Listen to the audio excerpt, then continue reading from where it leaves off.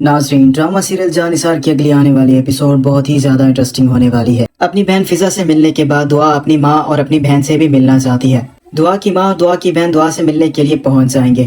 دعا کی ماں دعا کو دیکھ کر کافی زیادہ خوش ہو جائے گی، لیکن دعا کی ماں اور دعا کی بہن کو اس بات کا ڈر ہوتا ہے کہیں ابا نہ دیکھ لیں، لیکن وہی ہوتا ہے جس بات کا انہیں ڈر ہوتا ہے۔ اسلم صاحب اپنی بیوی فہمیدہ کو اور اپنی بیٹی ثانیہ کو دعا سے ملتے ہوئے دیکھ لیتے ہیں، وہ دونوں بہت ہی زیادہ ڈر جاتے ہیں۔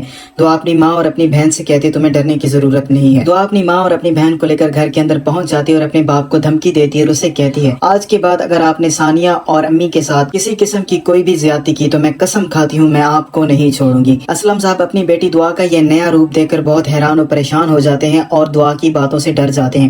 دعا کے ساتھ دعا کے گارڈز بھی موجود ہوتے ہیں۔ اسلم صاحب کے پاس کوئی اور دوسرا راستہ نہیں ہوتا۔ نوشروان کو فون کرے گی اور اسے ملنے کے لیے بلائے گی، لیکن نوشروان انکار کر دے گا۔ فرح نوشروان سے کہتی ہے اگر تم مجھ سے ملنے نہیں آئے تو میں اپنی جان لے لوں گی۔ نوشروان کو آخرکار مجبوراً فرح سے ملنے کے لیے جانا ہی پڑتا ہے۔ فرح اپنی ضد پر اڑی ہوئی ہوتی ہے اور نوشروان سے کہتی ہے مجھے آپ سے شادی کرنی ہے، لیکن نوشروان ایک مرتبہ پھر انکار کر دے گا۔ فرح نوشروان سے کہتی ہے ایسی زندگی کا کیا فائدہ جس زندگی میں تم نہیں ہو۔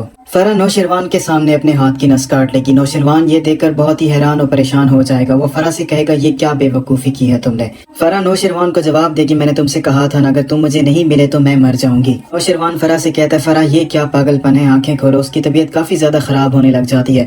فرح کو فوری طور پر ہاسپٹل منتقل کر دیا جاتا ہے۔ کیونکہ فرح کو اینڈ ٹائم پر ہاسپٹل منتقل کر دیا جاتا ہے، اس کی جان بچا لی جاتی ہے، لیکن نوشروان کو اب اس بات کا خطرہ ہوتا ہے کہیں دعا کو یہ بات نہ پتہ چل جائے میں فرح کے ساتھ ہوں اور فرح نے یہ کام کر دیا ہے۔ جعفر کو بلائے گا اور اسے ہدایت کرے گا دعا تک یہ بات نہیں پہنچنی چاہیے۔ جعفر نوشروان کو تسلی دیتا ہے اور اسے یقین دلاتا ہے آپ کسی بات کی ٹینشن مت لے، دعا تک یہ بات کسی صورت میں نہیں پہنچے گی۔